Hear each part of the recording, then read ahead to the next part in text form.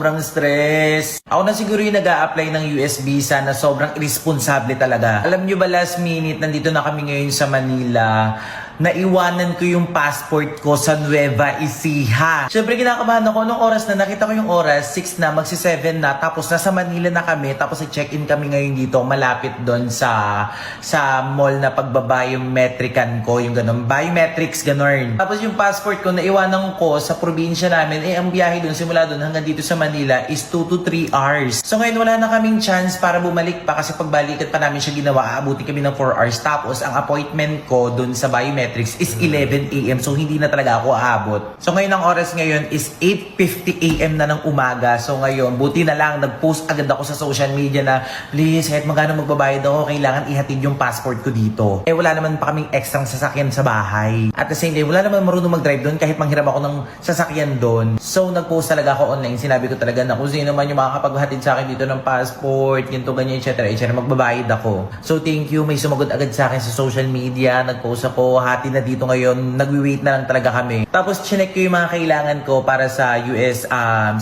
visa, dun sa biometrics. So ngayon, thank God, kumpleto naman siya. Kanina talaga nagdadasal na ako, sabi ko, Lord, kung hindi siya talaga para sa akin, feeling ko hindi talaga siya para sa akin. Pero pag umabot yung passport ko ngayon, ibig sabihin para siya sa akin. So Lord, bigyan niyo ako ng sign kung aabot siya ngayon, ibig sabihin para sa akin. So sabi sa akin, darating daw is 10:32, tama ba? 10:30. 10:30, kailangan 11 AM nandun na ako. Sana umabot.